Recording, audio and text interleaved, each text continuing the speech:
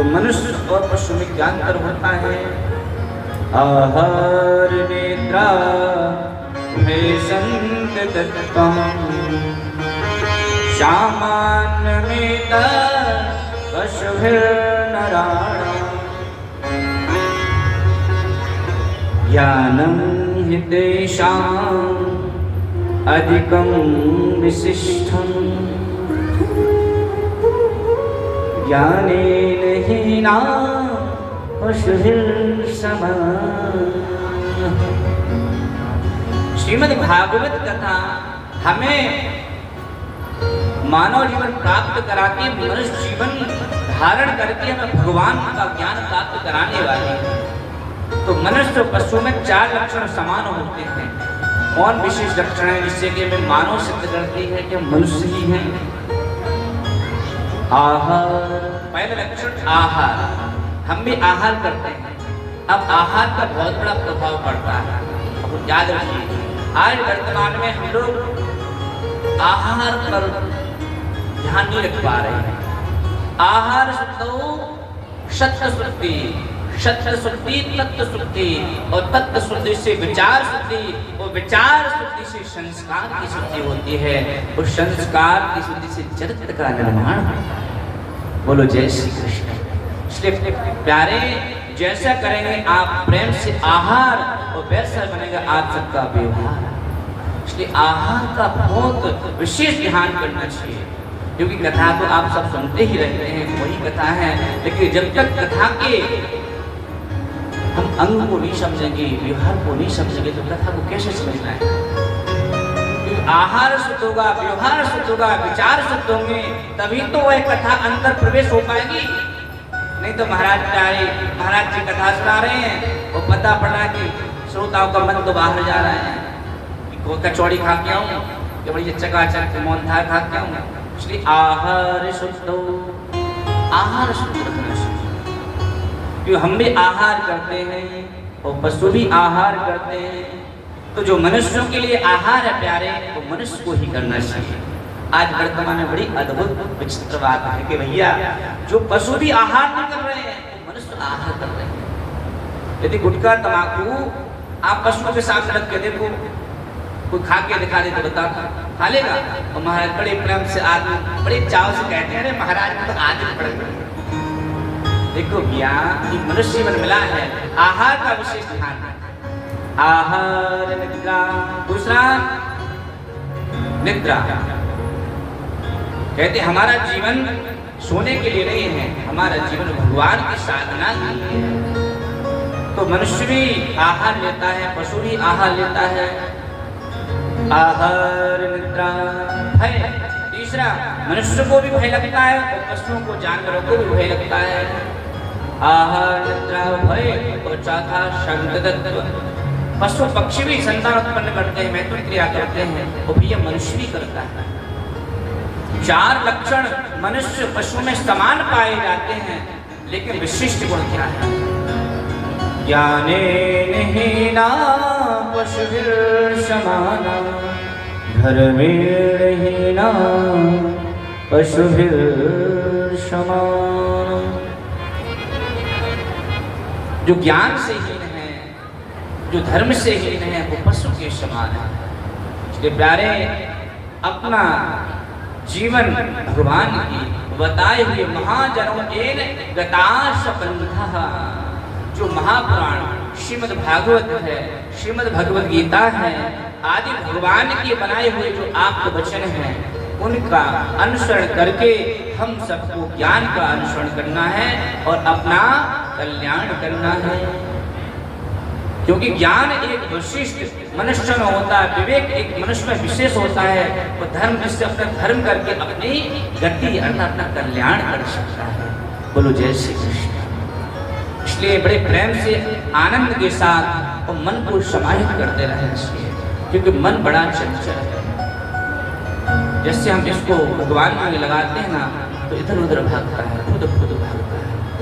इसलिए समाहित भगवान की चरणार बिंदु में, जैसे कि तोता होता ना, तोता को हम पालते हैं, तो उसको हम कहाँ बंद करते हैं? पिंजड़े में। जिससे वो हमारे सामने भी रहता है, हमको देखता भी रहता है, मैं उसको खिलाते भी रहता हूँ और हमसे दूर भी नहीं होता है। उसी प्रकार से ये मन रूपी तोता है, इसको भगवान के चरणारविंद रूपी पिंजरे में इसको बंद कर दो, जिससे कि प्यारे इधर उधर नहीं भाग पाता। बड़े प्रेम से आनंद के साथ श्रीमद् भागवत कथा में प्रवेश करते हैं। श्रीमद् भागवत कथा मिटा देती है हमारे जन्म जन्मांतरों की व्यथा, इसलिए अरनिश पान करना चाहिए श्रीमद् भागवत की कथा। श्रीमद् भागवत हमें दिव्य अलौकिक मनुष्य जीवन प्राप्त करा के भगवान की वैकुंठ धाम की प्राप्ति करा रहा है। मुक्ति और मृत्यु, भगवान की कथा क्या कराने वाली है? मुक्ति कराने वाली है। मुक्ति और मृत्यु में क्या अंतर है? मुक्ति और मृत्यु में क्या अंतर है? तो मृत्यु उसे कहते हैं, श्लोक अर्थात संसार का नाम क्या है? मृत्यु लोक, जो इसमें कहते हैं मर्त्यम गच्छति इति मृतलोकः, जिसमें भैया मरने के लिए ही जन्म लिया जाता है। काल चक्र क्षण प्रतिक्षण हमारे पीछे डोल रहा है। इस प्रकार से काल काल प्याल मुग्रास त्रासनाश काल रूपी व्यान के हम मुख्य ग्रास बने हुए हैं, लेकिन हम अपने जीवन के परम लक्ष्य को नहीं समझ पा रहे हैं और दिन रात अनेक प्रकार के प्रपंचों में धंधों में फंसे हैं। काम सदा अपने रस डोलत, ना जाने को शिक्षण ढोलत। 24 घंटा वह किसी न किसी को अपने मुख का ग्रास बना रहा है। याद रखिए कि हमारा भी, हम सबका भी कभी न कभी नंबर आने वाला है। इसलिए सतर्कता से अपने आप को एकाग्रचित्त करके और भगवान के अनिष्ट नाम जपने में, नाम स्मरण में लगते हैं, क्योंकि श्रीमद् भागवत कथा हमें जगाने के लिए आती है।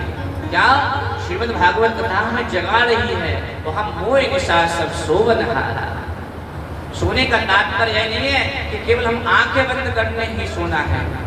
सोना का भावार्थ होता है कि हम आंखें तो खोले हैं, लेकिन हम अपना कल्याण नहीं कर पा रहे हैं, ही निद्रा है, मोह। हमारा पुत्र, हमारी पुत्री, हमारा नाती, हमारे नातन, यही सब प्रपंचों में हम खुशी और उनसे हम दूर नहीं। अर्थात हम समझ नहीं पाते कि हमारा जन्म हुआ किस लिए, क्योंकि जब हम सोचने का समय आता है तब जाने का समय हो जाता है। बोलो जय श्री कृष्ण। इसलिए प्यारे बड़े प्रेम से आनंद के साथ श्रीमद् भागवत कथा को पान करते रहते। कल हम सबने वामन भगवान कथा में श्रवण किया। वामन साक्षात कश्यप जी के पुत्र हैं, जो साक्षात भगवान नारायण के तम वामनं दृष्ट्वा मोदमानं महर्षया। जब राजा मुनि ने स्वर्ग पर आक्रमण कर दिया और आक्रमण करके महाराज संपूर्ण स्वर्ग का ऐश्वर्य का अपहरण कर लिया, ठीक है ऐश्वर्य, तो माता अति बड़ी दुखी हुई। कश्यप जी के द्वारा वयोव्रत का अनुष्ठान करके वो सुंदर साक्षात भगवान नारायण के स्वरूप में भगवान वामन को प्राप्त किया। वामन भगवान जैसे चतुर्भुज रूप में प्रकट हुए। संचिंतयेत चरणा, संचिंतयेत चरणा, कृष्णस्त्वदीय पदपङ्कज पंजरान्ते, अद्वैत में निषदमान राजहंसै, प्राण प्रयाण समय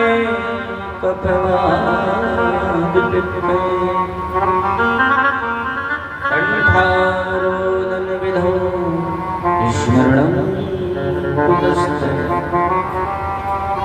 भगवान चतुर्भुज रूप में प्रकट हुए। बोलो भक्तवत्सल भगवान की जय हो। मैया ने कहा, हे प्रभु, आपको जगत नियंता जगताधार अखंड कोटि ब्रह्मांड नायक अकारण करुणा करने है। आप सब जानते हैं, आपको क्या बताना। भगवान नारायण ने कहा चिंता मत करो, हम आपके यहाँ अपने इंद्र बड़े भाई की छोटे छोटे नारे उपेंद्र बनकर हम प्रकट हो रहे हैं। वामन भगवान का एक नाम उपेंद्र है। उप इंद्राय शाम उपेंद्र, इंद्र के जो छोटे भाई वो उपेंद्र वामन भगवान। वामन भगवान प्रकट हुए और प्रकट होकर के माँ से कहा माँ चिंता मत करो आप, और मैं आपके संपूर्ण स्वर्ग के अस्त्र को वापस लेकर आया। और वामन भगवान का सुंदर उपनयन संस्कार हुआ। उपनयन संस्कार किसे कहते हैं? उपह नयनम यस्सह उपनयनम। दो प्रकार के नेत्र होते हैं। उप अर्थात समीप, नयन माने नेत्र, जो ब्रह्म के समीप ले जाएं उन्हें कहा जाता है उपनयन। दूसरा इसका नाम है दुज, अर्थात जाति द्वाभ्याम जायते इति दुजः, तो हमें दुजत्व प्राप्त कराए, हमें ब्रह्मत्व प्राप्त कराए, हमें परमात्मा से मिलाए, उसे बोलते उपनयन। जो परमात्मा की प्राप्ति के नयन प्राप्त करा दे उसे बोलते उपनयन। तो प्यारे बृहस्पति जी ने उपनयन करवाया। उपनयन करा के ब्रह्मा जी ने स्वयं जनेऊ धारण करवाया और ब्रह्मा जी ने गायत्री मंत्र कर्ण में प्रवेश करवाया। बृहस्पति ने जनेऊ पहनाया। पृथ्वी माता ने खड़ाऊ दी, आकाश देवता ने छत्र दिया, ब्रह्मा जी ने कमंडल दिया, दिशाओं ने प्रधान दिया, आसन दिया, और महाराज सभी देवताओं ने पुष्पों तक पवित्र और बड़ा अलौकिक रूप धारण करके महाराज वामन अंग के वामन भगवान, मुख में भगवान का नाम विष्णु और पैरों में खड़ाऊ पहने हुए मंद मंद मुस्कुराते हुए, और जैसे ही जहाँ पर राजा बलि का यज्ञ हो रहा था वहीं पर प्रभु पधारे। ऐसा लग रहा है कि साक्षात आज संपूर्ण ब्रह्मांड का तेज प्रकट हो गया। बोलो वामन भगवान की जय। और बड़े बड़े राजा बलि के यज्ञ में जो रत्न थे, होता थे, अग्निहोत्रा थे, आचार्य थे, उपाचार्य थे, सभी हाथ जोड़ करके और यजमान सहित राजा बलि खड़े हुए। स्वागतम ते नमस्तुभ्यं ब्रह्म किं करवाणि वह। हे ब्रह्मन आइए, स्वागतम आगम्यतां सुस्वागतम, आइए आइए। यदि अतिथि देवो भव, हमारे शास्त्रों में यही पद्धति है कि हमारे यहाँ कोई आ जाए तो अतिथि का स्वरूप होता है। अतिथि अर्थात जिसकी आने की कोई तिथि ही ना हो उसे बोलते अतिथि। अतिथि भगवान नारायण का स्वरूप होता है, अतिथि भगवान विष्णु का स्वरूप। अब तो भैया अतिथि रहे नहीं रहे, अब पहले से बता देते हम आने वाले हैं, तो अतिथि कहाँ है? तो इस प्रकार से जैसे भगवान वामन को देखा कि देवो हो, हे प्रभु साक्षात नारायण है, और पाद्य अर्घ अर्घ दिया, सुंदर स्नान करा, पुष्प आभूषण सुगंधि 56 प्रकार के महाराज व्यंजन धारण करते और धारण करा के महाराज प्रभु अरोग वचन। अब बताओ प्रभु कैसे बने? हमारे वैदिक शास्त्र की परंपरा है कि हमारे यहाँ कोई भी आए तो पहले उसका पात्र आचमन षोडशोपचार इत्यादि से पूजन करके उसको यथाशक्ति उसका स्वागत अर्चन वंदन करके फिर उससे निवेदन करके पूछना चाहिए कि प्रभु महाशय आप कैसे पधारे, क्योंकि न जाने कौन से गुण पर दयाल नीच जाता, भगवान कौन से रूप में आ जाए पता नहीं। महाराज बताइए कैसे पधारे? वामन भगवान ने कहा अहो अहो आप धन्य हैं। सबसे बड़ा यज्ञ वही है, इसमें साक्षात ब्राह्मण देवता का ऐसा अलौकिक यज्ञ हो रहा है महाराज, इसमें ब्राह्मण देवता को साक्षात तेज का प्रवेश है। राजा बलि बोले, बताइए महाराज आप क्या सेवा करें? सोना, चांदी, हीरा, मोती, माणिक, आप क्या सेवा करें? या आप बामन अंगुल की हो तो आपके लिए सुंदर पत्नी की व्यवस्था करें, ऐसी छोटी सी? बताइए क्या सेवा करें प्रभु आपकी? आपकी तो महाराज ऐसा लग रहा है कि साक्षात प्रभु और साक्षात प्रभु तो है ही महाराज। तब बामन भगवान बोले कि प्रभु मैंने सुना है कि आपके वंश में बड़े बड़े दाने हुए हैं और आप तो महाराज दानियों के शिरोमणि हैं। ब्राह्मण देवता तो ब्राह्मण देवता है, ये सच्ची बात है। यदि किसी से लेना हो तो पहले उसकी बड़ाई करो चकाचक, तो वो भूल जाएगा महाराज, और जैसे भूल गए हो तो चकाचक दे देंगे। ये तो भूख निमंत्रण है, बता देना चाहिए। तो यहाँ महाराज यहाँ बामन भगवान कह रहे, अरे भैया आप तो राजा हैं महाराज, दानियों के शिरोमणि हैं। और आपके देखो राजा हरिश्चंद्र, ऋषंकु, मनु महाराज बड़े बड़े राजा हुए हैं और प्रभु इतने अद्भुत राजा हैं कि कहते हैं कि चाहे प्राण चले जाए वचन नहीं आना चाहिए। बताओ हमारा सीधा सीधा बताओ क्या चाहते हैं? नहीं महाराज बस हम ब्राह्मण देवता हैं, हमें क्या चाहिए? संध्या, बंदन, अग्निहोत्र और गौ माता की सेवा करते हैं।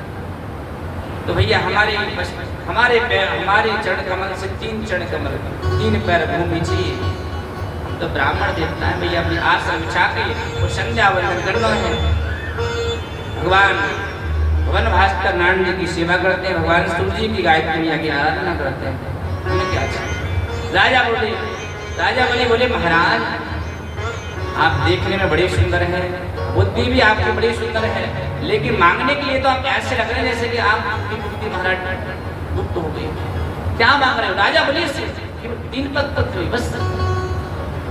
बामन भगवान बोले महाराज हम निष्किंचन ब्राह्मण हैं, हम ज्यादा कुछ संग्रह पर ग्रहण नहीं करते हैं। बस कभी भी किसी के बाहर स्वरूप को नहीं देखना चाहिए।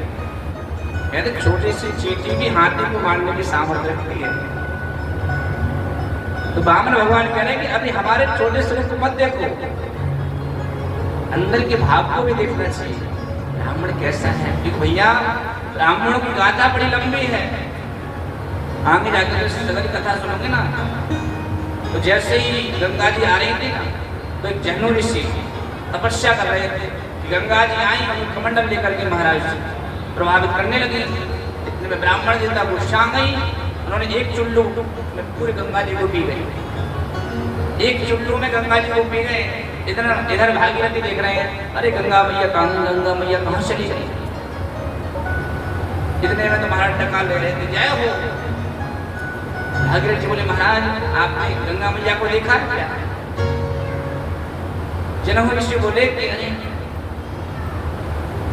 मेरा कमंडल लेके चली गई थी वो, तो मुझे गुस्सा आ गया तो मैं पी गया। अब महाराज कृपा करके ऐसा करो कि हमारे 60,000 पूर्वजगण हैं, उनका कल्याण हो जाए। तब अपने मुखारविंद से पुत्री के रूप में उन्होंने प्रकट किया। उनका गंगा का नाम एक जाह्नवी भी पड़ा, जाह्नवी। तो ब्राह्मण की महिमा तो महाराज अद्भुत है। पिता समुद्र खारो कियो पति को मारी लाल। ब्राह्मण देवता की अद्भुत महिमा है। एक ब्राह्मण देवता ऐसे महाराज कि भगवान नारायण ने चरण कमल पर पधरा दिया, और एक महाराज ऐसे कि संपूर्ण समुद्र को ही पी गए। तो ब्राह्मण की अद्भुत महिमा है। इधर राजा ने कहा महाराज आप और कुछ मांग लीजिए, छोटी सी जगह क्या है? बामन भगवान कह रहे आप तो केवल संकल्प कीजिए, इतने में हम संतुष्ट हैं। क्योंकि सबसे बड़ा धन क्या है? सबसे बड़ा धन प्यारे संतोष है। जब आवे संतोष धन सब धन धूर समान। जब आवे संतोष धन सब धन दोरी समान। आज जीवन मनुष्य दिन रात बस भटक रहा है शांति के लिए, इसके लिए शांति के लिए, लेकिन प्यारे शांति नहीं हो रहे। क्यों? तो शांति इसलिए नहीं हो रही क्योंकि शांति भाई संतोष की ही पत्नी का नाम है शांति, और संतोष आवे तभी तो शांति हो गए। और संतोष सही नहीं कि हाय आ जाए और आ जाए और आ जाए और आ जाए और के चक्कर में चले जाते हैं। इसलिए संतोषी सदा सुखी। इधर बामन भगवान कह रहे हैं कि भैया राजन, हम तो संतोषी ब्राह्मण है, निष्किंचन ब्राह्मण है, हमें ज्यादा कुछ नहीं चाहिए, केवल 3 पग पृथ्वी आप कृपा करके प्रदान करें, बस उसी में हम प्रसन्न हैं, संतोष। ठीक है, ले लो, जहां आपकी इच्छा हो, पूरा राज्य हमारा है, जहां आपकी इच्छा हो वहां ले लीजिए। बामन भगवान बोले हम ऐसे ब्राह्मण नहीं है कि जहां चाहो वहीं ले लो, हम वैदिक ब्राह्मण हैं। तो भैया कोई भी कार्य करते हैं तो संकल्प से करते हैं। तन में मनः शिव संकल्पमस्तु। संकल्प कराइए महाराज। ठीक है, इधर क्या है कि इधर बामन भगवान और राजा बलि का संवाद हो रहा था। इधर शुक्राचार्य ने देखा कि बहुत समय है गए है, क्या हमारा गुटर गुटर गुटर चल रही है, क्या बात है रही है। देखो ये बालक देखने में बड़ा सुंदर है, क्या चक्कर है महाराज। इतने में शुक्राचार्य ने ध्यान किया, क्योंकि शुक्राचार्य कोई साधारण नहीं है, साक्षात दैत्यों के गुरु शुक्राचार्य और देवता के गुरु बृहस्पति जी। जैसे अंतःकरण में ध्यानस्थ किया शुक्राचार्य जी ने, और देखो कि भैया न 51 है, न 53 है, न जो बामन है, ये साक्षात भगवान नारायण है। और देवताओं के कार्य साधने के लिए महाराज राजा बलि को ठगने के लिए आए हुए हैं। तो अपने गुरु का कर्तव्य होता है कि शिष्य को बचाना। चलिए दौड़े दौड़े गए। अरे राजा बलि क्या कर रहे हो? क्या कर रहा हूँ? ब्राह्मण देवता है, बड़े भाग्य से ब्राह्मण आए। याद रखो, जीवन में यदि आपके द्वारे पर ब्राह्मण देवता आ जाए तो समझ लीजिए बड़े भाग्य उदय हो गए। कहा ब्राह्मण देवता है, ये बामन भगवान बामन देवता है। अरे बामन नहीं है, 53 है। मतलब जी साक्षात भगवान नारायण विष्णु है। और देवताओं अपने बड़े भैया इंद्र का कार्य साधने के लिए, देवताओं का कार्य साधने के लिए यहाँ आए हैं। और कुछ मत को अब राजा बलि ने कहा अब जो हुआ तो अब तो हमने वचन दे दिया। इतने में शुक्राचार्य रुष्ट हो गए, गुस्सा हो गए और शाप दे दिया कि गुरु की अवहेलना करिए, गुरु के वाक्य को अनादर किया है। मैं शाप देता हूँ कि तत्क्षण तुम्हारी संपूर्ण लक्ष्मी का क्षय हो जाए। और प्यारी जैसे ही श्राप को दे दियो और जाकर रस्सा के दूर बैठ गए। इतने बामन भगवान बोले देखो भैया दान पुण्य करने तो जल्दी करो, नहीं तुम ऐसे उसे ब्राह्मण नहीं, हम तो दूसरे घर देंगे लगो। राजा बोले लोगो मारा लगो, तो संकल्प करो जल्दी से जल्दी। अब संकल्प होने लगा महाराज। अब संकल्प झारी आई, और झारी तुम्हारा छोटी सी होती ना, उस झारी में अब शुक्राचार्य बोले ऐसे तो मना कर नहीं सकते हैं, जल से ही संकल्प होता है। अब जल निकलेगा तभी तो संकल्प होगा, और संकल्प होगा तभी तो कार्य पूर्ण होगा। शुक्राचार्य ने एक सूक्ष्म रूप धारण करके और झारी में गंगा सागर में विराजमान हो गए। और देखा कि हमारा जल निकल ही नहीं, बहुत प्रयास किया राजा बलि ने, जल निकल ही नहीं रहा है। बामन भगवान बोले मुझे ऐसा लग रहा है कि कुछ गड़बड़ हो रहा है। देखा कुछ कीड़ा बैठ गया होगा, मैं इसको निकालता हूँ। आसन से प्रभु ने भगवान बामन ने कुशा निकाली, कुशा निकाल करके जैसे ही उसमें प्रवेश किया सो महाराज शुक्राचार्य जी की आंख टूट गई और रक्त बमन करते दौड़े। अरे महाराज लेने वाला कर वही और देने वाला कर वही। शुक्राचार्य जी कहते हमने बीच में फालतू में आंख खोई, जीवन में याद रखना चाहिए, कोई देने वाला कोई लेने वाला, बीच में शुक्राचार्य नहीं बनना चाहिए। नहीं तो जिस प्रकार से शुक्राचार्य की गति हुई है वैसे हम सब की गति होगी। शुक्राचार्य बोले महाराज अब कृपा करो कि कुछ समय जैसे हम निकलेंगे तो हमारे शिष्य हमारे दर्शन करेंगे, और हमारे दर्शन करेंगे ना महाराज तो कहते हैं कंटे को भैया एक आंख साफ है, और जैसे देखे को ना आदमी तो कहे महाराज ठहन है गई है। तो भगवान नारायण भगवान वामन कहने लगे चिंता मत करो, जो भी आपको देखेगा आपका नाम ले लेगा समझो उसकी अनहोनी महाराज मंगल में हो जाएगी। और इधर जाकर के भगवान वामन कहने लगे भैया संकल्प करो, और संकल्प करके सुंदर महाराज आनंद के साथ प्रेम के साथ संकल्प किया, और संकल्प करके वामन भगवान बोले राजा सावधान, अभी तो आपने छोटा सा रूप देखा था, अब छोटा बड़ा सा रूप दर्शन कर लो। बोलो वामन भगवान की जय हो। भगवान ने विराट रूप धारण कर लिया। वो लोग भर लोग स्वर लोग महल लोग जनों लोग तब वो लोग महाराज नीचे से जैसे राजा ने देखा ऊपर तक तो महाराज लोग का और स्वर दिख नहीं रहा है, और भगवान ने जैसे एक चरण अपने ऊपर उठाया, अतल वितल सुतल तरातल रसातल महातल पातल सभी लोगों को नाप लियो महाराज, और नाप करके सीधे ब्रह्मलोक में गए। और ब्रह्मलोक में ब्रह्मा जी ने क्या किया कि भगवान के चरण कमलों को प्रक्षालन किया, और उनके चरणों से गंगा जी की प्राकट कर दिया। गंगा जी का प्राकट कहाँ से हुआ है? हरिओम। गंगा जी का प्राकट कहाँ से हुआ? भगवान वामन के अंगुष्ठ से। बोलो गंगा मैया की जय हो। वामन भगवान के अंगुष्ठ से गंगा जी का प्राकट वही ब्रह्मा जी ने अपने कमंडल में पधरा लिया। इसके बाद दूसरा चरण प्रभु ने नीचे की ओर नीचे लोगों को नापा, भूल लोग भर लोग स्वर लोग महल लोग जनों लोग तपो लोग सत्य लोग 14 लोग नाप लिए। राजा मेरे से बोले महाराज आप कह रहे थे 3 पद प्रति हमसे क्या मांगते हो? अब आप सब जितनी प्रॉपर्टी है जितनी भी आपकी संपत्ति है ये तो प्यारे 2 ही चरण कमलों में आ गई है, अब तीसरा चरण कमल कहाँ पड़ रहा है? बोलो जय श्री कृष्ण। तो महाराज बड़े प्रेम से आनंद के साथ राजा बोले महाराज दान से बड़ा दानी होता है, दान से बड़ा दानी होता है, तो अपना तीसरा चरण हमारे ऊपर पधरा दीजिए। आज राजा बलि के बड़े भाग्योदय हो गए महाराज कि भगवान किसी की गोद में पधारे, तो किसी ने भगवान को गोद में लिया, भगवान किसी गर्भ में पधारे, लेकिन आज प्रथम भक्त राजा बलि है जिसके भगवान ने अपने चरण कमल सिर पर पधारे।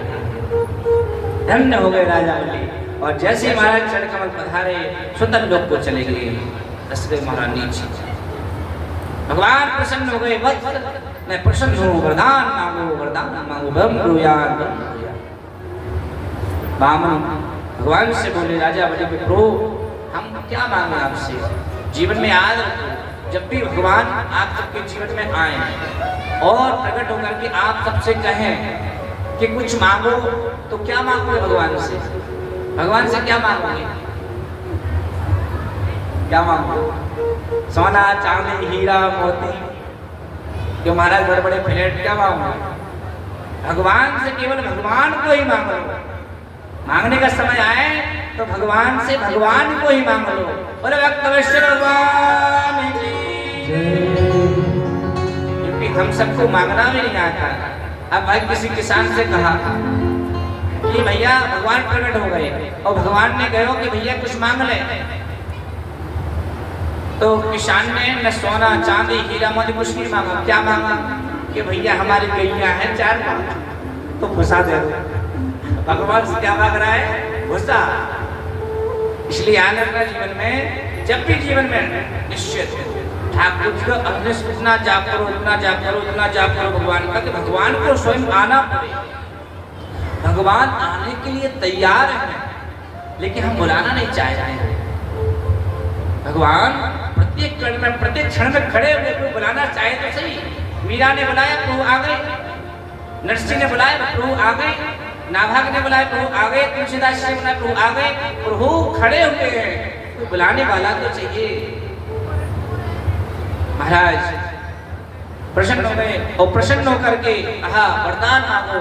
कहा प्रभु हमें कुछ नहीं चाहिए, हमें तो आप ही चाहिए। आप नित्य प्रति दर्शन करते रहे।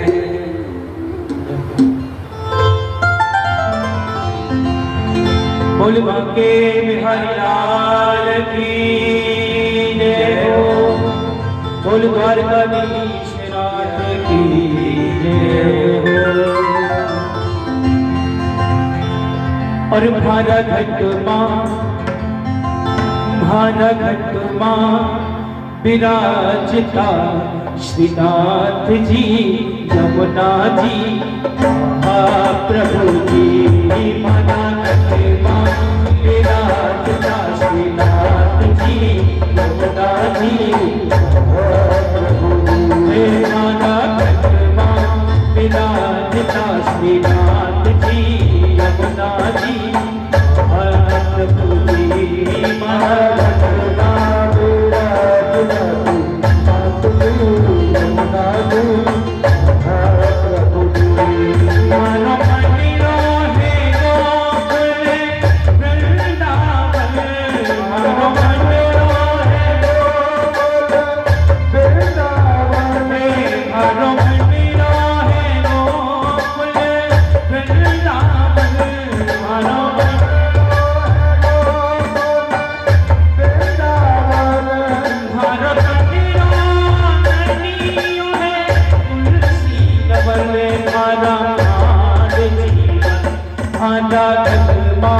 विराजता श्रीनाथ जी यमुना जी